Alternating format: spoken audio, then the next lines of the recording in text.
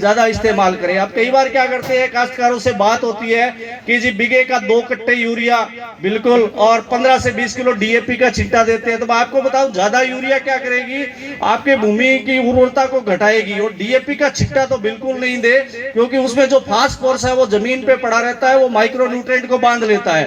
तो आप डीएपी का छिट्टा नहीं देकर उसको बेसल के काम में ले। लेकिन काश्तकारों को कई बार ये भी चर्चा आती है कि जी हम गेहूं में क्या है कि डीएपी और यूरिया डाला, ये डीएपी का छिट्टा दिया तो कणक घनी काली नजर आ रही है और उसका प्रोडक्शन भी बढ़ा।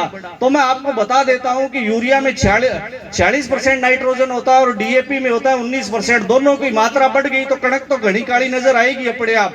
लेकिन जब आप बहुत ज्यादा उर्वरक डालेंगे तो ये जमीन को ऊसर बनाएगी और आने वाले समय में ग्लोबल वार्मिंग एक बहुत बड़ी समस्या है। टेम्परेचर बढ़ रही है, मार्च में अपनी फसलें टेम्परेचर सहन नहीं कर पा रही है। तो इस विषय में भी हमें देखना पड़ेगा कि हमें रासायनिक उर्वरक कीटनाशकों का उपयोग ज्यादा नहीं करना है। चौथी हमारी योजना है मृदा स्वास्थ्य कार्ड योजना।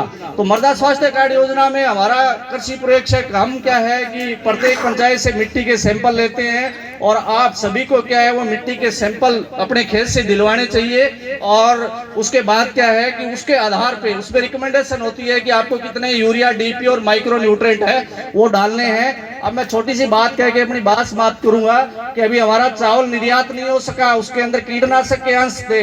तो फिर क्या है, भारत सरकार को 10 पेस्टिसाइड बैन करने पड़े। हमारे एक भी बासमती चावल का पेटेंट नहीं है। आज जो हमारा खाद्यान्न है, हम कह सकते हैं दालों में प्रोटीन है वो डेवलप नहीं है, गेहूं में जिंक की कमी है, आयरन की कमी है। जब हम ये इस खान पान इसको पोषण में उपयोग में लेते हैं भोजन में, तो आज देखो चिड़चिड़ापन है, हार्ट बीट बढ़ना है, त्वचा के रोग है, स्वास्थ्य संबंधी गंभीर समस्याएं जो आ रही है वो कहीं न कहीं खाद्यान्न में माइक्रो पोषक तत्वों की कमी की वजह से है। तो हमें क्या है कि अभी पीछे क्या था, हमारा मूंग था वो मेड़ता का 10,000 गया। हमारे क्षेत्र का क्या है कि हम कई बार क्या करते हैं, मूंग को पकाने के लिए पेस्टिसाइड डालते हैं, उसमें खरपतवारनाशी का छिड़काव करते हैं। तो मेरे काश्तकारों से ये निवेदन रहेगा कि आप कम से कम रासायनिक उर्वरक और कीटनाशकों का उपयोग करें, एग्रीकल्चर की रिकमेंडेशन के अनुसार डालें और उसके अंदर जैव उर्वरकों का ज्यादा इस्तेमाल करें। और मैं आपको बता दूं, ICAR है, आपकी पटियाला विश्वविद्यालय है,